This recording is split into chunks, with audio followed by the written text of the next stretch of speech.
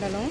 నా నేను నాగులవెల్టూరు గ్రామంలో వివోఏగా పనిచేస్తున్నాను డ్వాక్రా గ్రూప్లో. యాక్చువల్లీ నిన్న రాత్రి నా మీద దాడి జరగడం జరిగింది. నేను మామూలుగా ఎస్సీ కాలనీలో ఒక గ్రూపు గురించి వాళ్ళకి గ్రూప్ ప్రాబ్లంగా ఉందని చెప్పి నా దగ్గరికి వచ్చారు. వాళ్ళు వచ్చిన తర్వాత ఇట్లాగా ఒక పొరవాళ్ళు మేమంతా కట్టేసాము, మాకేదో ఈ గ్రూప్ నుంచి క్లోజ్ చేసుకుంటాం, మా అమౌంట్ నాకు ఇప్పించండి అని చెప్పి 9 మంది సభ్యులు వచ్చి నా దగ్గర చెప్పడం జరిగింది. సరే నేను అదేవిధంగా ఒక సాయంత్రం 6 గంటల ఉదయం డే టైం అయితే పనులకు వెళ్తూ ఉన్నారని సాయంత్రం 6 గంటల ఆ టయాన నేను ఆ కాలనీకి వెళ్ళడం జరిగింది. వెళ్ళి ఆ గ్రూప్లో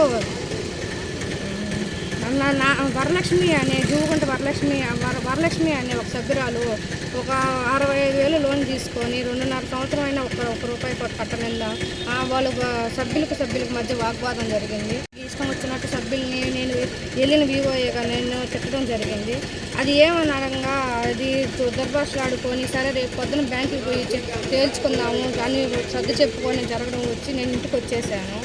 కానీ మా ఇంటికి వచ్చిన తర్వాత అక్కడ కాలనీలో వాళ్ళ పర్సన్ వచ్చి ప్రమీల అనే వ్యక్తి మీద కారపొడి చల్లి దాడి జరగడం జరిగింది. అది దాడి జరిగి మా ఊరి నాయకులైన వేలూరు కేశవ చౌదరి వికేసి అని వేలూరు కేశవ చౌదరి టీడీపీ నాయకుడిగా ఉన్నాడు ఇప్పుడు ప్రజెంట్. అతను అతనికి ఇంట్లో పనిచేసే అమ్మాయి. కానీ ఆ పని చేస్తుందని తప్పో ఒప్పో తెలుసుకోకుండా ఏమనుకోకుండా ఆ తప్పు చేసిన మనిషికి సంబంధించి యువతలు వాళ్ళందరినీ దూషించడం జరిగింది. నేను బయటికి వెళ్ళి నన్ను చూసి నన్ను దుర్భాషలాడి అసలు నీకేం పని, నువ్వు ఈ టయాన కాలనీకి పోవాల్సినంత అవసరం ఏముందని వల్గర్గా మాట్లాడి వల్గర్గా చేశాడు.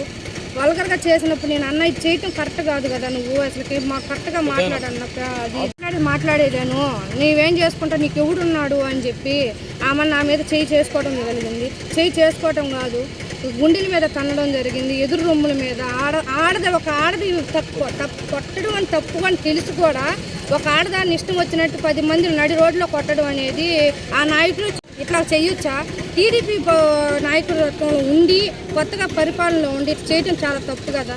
ఈ విధంగా చేసి నేను ఎందుకు చేస్తున్నావు అని అంటే చెప్పకు, నేను కొట్టేది ఏం చేస్తాను, ఇప్పుడు చంపేస్తానని రాళ్ళు కూడా తీసుకొని పైకి వెళ్ళాడు. దాదాపు అరగంట 3/4 గంట నా మీద దాడి చేశాడు. కానీ ఏ సభ్యులు అక్కడ ఉండేవాళ్ళు కూడా కానీ అక్కడ నాయకులు కానీ అతని తరఫున మాట్లాడుతున్నారు, అతని తరఫున చూస్తా గమ్ముగా ఉన్నారు. అతను ఏం చేస్తాడో మేమేమో ఎవరు కూడా నాకు సపోర్ట్ ఇవ్వలేదు. కానీ ఆ టైంలో నేను ఒక్కటే నిలబడి చేసినాం. నన్ను క్షణంలో ఏం చేసి ఉండేవాళ్ళు. కానీ నాకేం అర్థం కాక మనం 100కి కాల్ చేసి పోలీస్కి రెస్పాండ్ చేశాను. కానీ వాళ్ళు రెస్పాండ్ అయ్యి నన్ను 108లో తీసుకొని వచ్చి నెల్లూరులో చేశారు, పెట్టారంట. కానీ నాయకుడిగా ఉన్నోడు ప్రజలకి సేవ చేయాలే కానీ ఇట్లా ఉండకూడదు కదా. ఒక ఆడదాన్నే ఇట్లా చేశాడంటే ఇంకా అతను నాయకుడిగా ఏ విధంగా పనికొస్తాడు? అట్లా నాయకుడిని ఈ తెలుగుదేశం ఈ విషయాన్ని గురించి బాగా చర్చించి విమర్శించి అక్కడ కనుక్కోండి, ఈ తప్పు ఎవరిదున్నా కనుక్కొని అతను నాయకుడిగా పనికొస్తాడా పనికిరాడా? ఇట్లాంటి నాయకులందరినీ మీ పార్టీలో చేర్చుకొని మీ పార్టీ పరువు తీయటం కన్నా ఇంక వేస్ట్ లేదు. ఒక ఆడదాన్ని ఎంత దూరమైనా చేయగలరు కదా అతను. అది మీరు మీ పార్టీ తరఫున నా అభ్యర్థన అది మీరు పెద్దవాళ్ళు గుర్తించి గమనించి అర్హుడు కాదా, ఇది మనం చేసుకుంటే కరెక్ట్గా కాదని ఆలోచించండి దయచేసి. నా బాధ మీకు ముందుకు వచ్చాను. నాకు ఈరోజు జరిగింది, ఇంకా రేపు ఇంకొక ఆడదానికి ఇంకొక స్త్రీకి జరగదని గ్యారంటీ ఉంది. అతను గుండా ఇప్పుడు నాకు ప్రాణహాని ఖచ్చితంగా ఉంది. ఈరోజు అందరి మంది మా ఇంటి వాళ్ళతో కూడా కలిసి అందరూ చేసి నా మీద దాడి చేశారు. ఎవరు మాట్లాడరు కదా.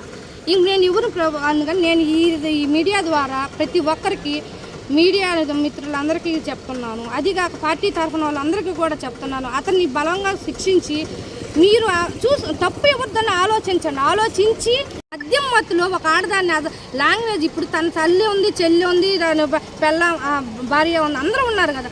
అత్త కూడా ఒక ఆడదాంతో మనకేం పని అని మాట్లాడుకోవచ్చు కదా. ఆడదానికి అంత చిలకనగా అతనికి ఎందుకు అనిపించింది? అతను వాడుకునే వస్తువేమో ఆడది. మద్యం మత్తులో తల్లి పెళ్ళామని తెలియకుండా పోతే తల్లి